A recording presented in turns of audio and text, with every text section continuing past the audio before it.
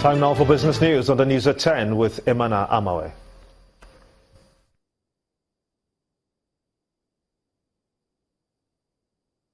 You first. First Bank.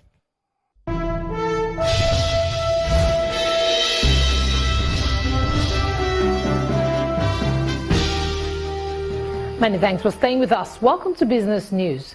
The Nigerian government is planning a budget of more than 7 trillion naira next year to boost spending and help pull the economy out of its worst crisis in more than 2 decades. This is according to the Vice President, Yemi Osinbajo, who paid a visit to manufacturers. He says Nigeria's economy of about 90 trillion naira needs more spending to make an impact. Nigeria planned a record 6.06 trillion naira budget for 2016, but it has struggled to fund it. The president is expected to present the 2017 budget by mid-December.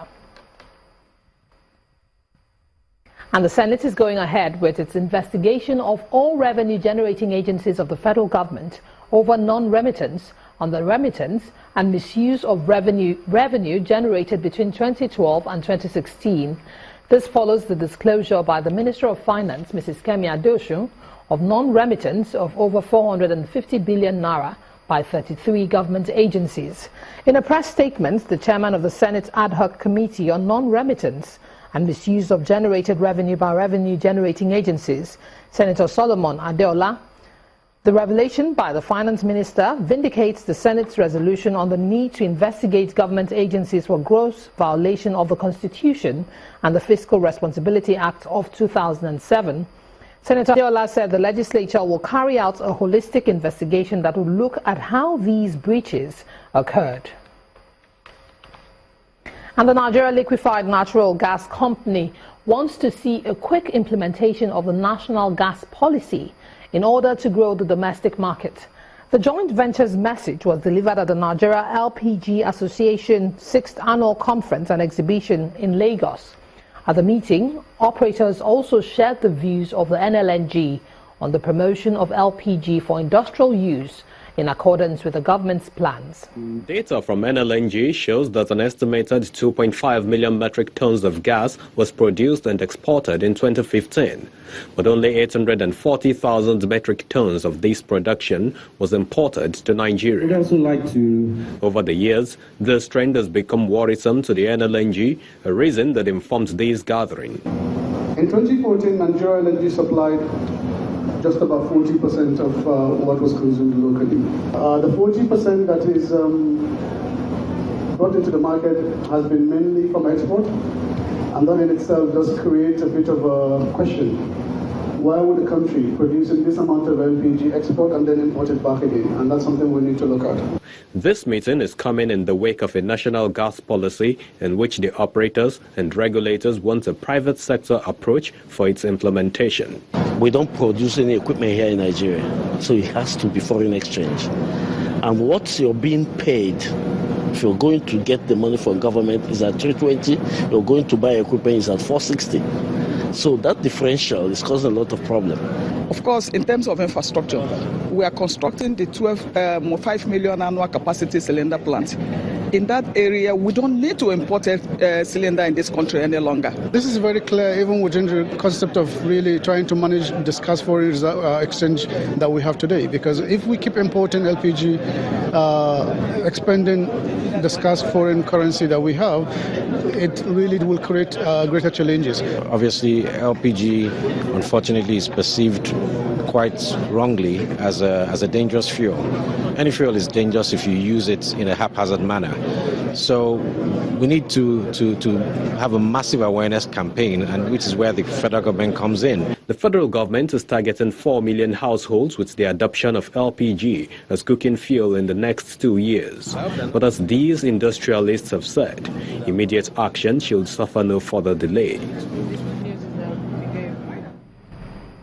Stocks at the Nigerian equities markets extended 2 days gain to close at 1.88% today, while posting 1.61% gain week on week on fresh optimism. Let's join Harriet Agbenyi for details.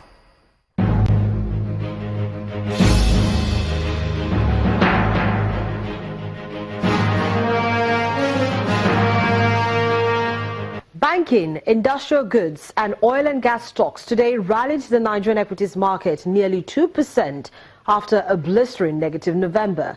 The main index climbed 1.88% to 25,740.83 with market capitalization at 8.85 trillion naira. Investors continued to actively exchange Wema Bank, Diamond Bank and Access Bank shares.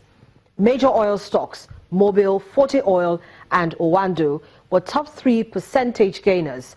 On the other hand, Union Daikin, Cement Company of Northern Nigeria and Continental Insurance were top percentage laggards. In 2,258 deals, over 576.85 million shares were traded, valued at 1.34 billion naira. That's the stock market report. I'm Harriet Agbini.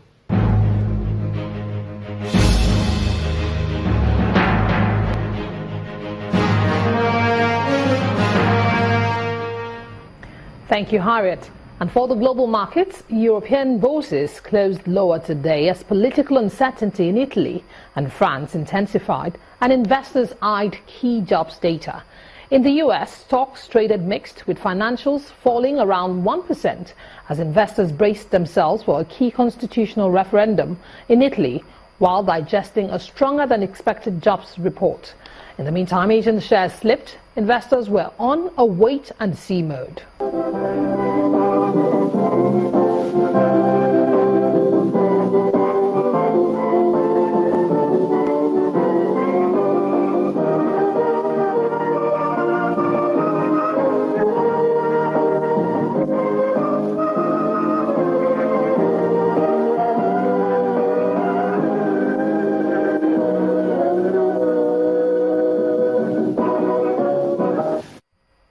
And that's Business News Tonight. Thank you for watching. I'm Emana Amawe. It's back to Gimba.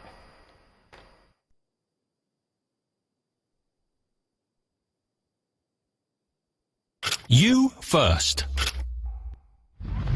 First Bank. Avon HMO, a health insurance organization, is calling for the policies that would affect healthcare delivery positively in Nigeria. The chairman of the private health insurance company, Mr. Awele Elumelu, is also seeking more education of the public on health insurance as Avon HMO celebrates its 3rd anniversary here in Lagos. The first national development for healthcare in Nigeria was launched in 1962. From the University of Bridgeport, Connecticut, USA. And in 1999, the National Health Insurance Scheme was passed, but only became operational in 2005.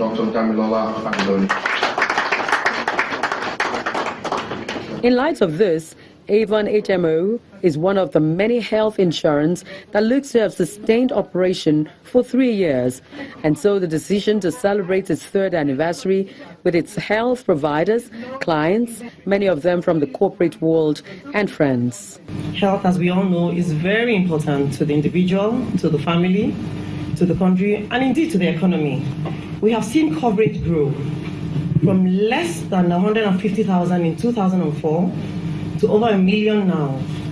And Avon HMO has been a major private sector contributor to this.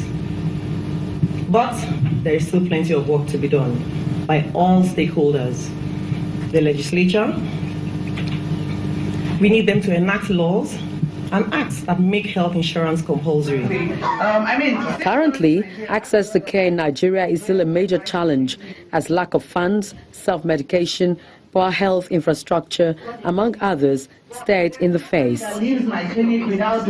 However, with a health insurance scheme of value, the risk from challenges of access is reduced. People often ask the question, why should I do health insurance? I'm never ill, I don't fall sick, it's a waste of money, why do I need it? Is it valuable? Actually it is, because you don't know.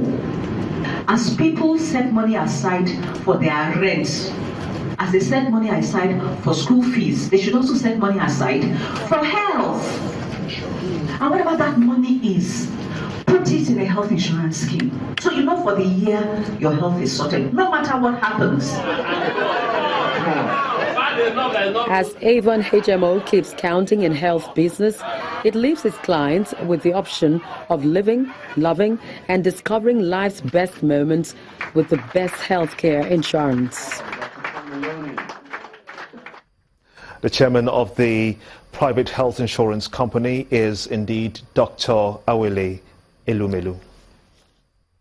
The acting Chief Justice of Nigeria, Justice Walter Onogen, has asked judicial officers to exercise expertise and humane feelings when dealing with litigations that has to do with pensions. Justice Onogen, who was speaking at a forum organized by the National Pension Commission to seek the collaboration of justices on the Pensions Reform Act, added that the nation's retirees have been subjected to hardship owing to failure by those in authority to facilitate payment of their pensions.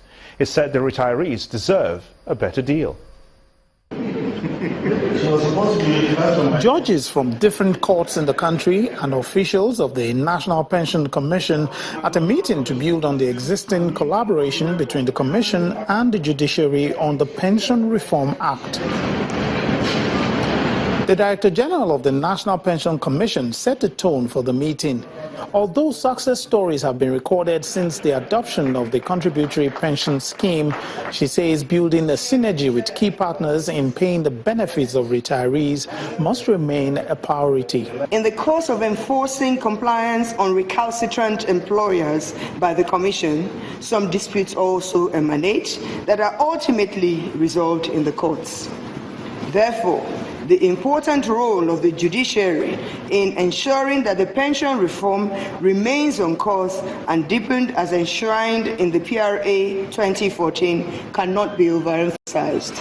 In spite of the success recorded through constant engagements with key players in the sector, the acting Chief Justice of Nigeria wants those in charge of cases involving pension matters to do so with expertise, knowing that they will also need their pension benefits someday.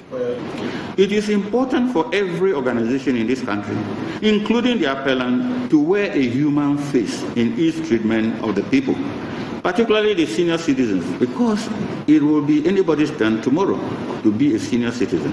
And for some of the legal experts, the sensitization will help improve their abilities in handling pension matters. I have no doubt that this workshop will enhance your skills and better equip you to successfully perform the onerous duty of administering justice in our courts, especially as it pertains to pension sector. It is hoped that this collaboration will aid not just the prompt disposal of cases, but also ensure justice for the many pensioners who have suffered as a result of the fraud. Next on the news at 10, Nigeria's Super Falcons close in on 9th Africa Women's Championship title as they lock horns with Cameroon in a repeat of the last edition's final. That's on Sports News. Stay with us.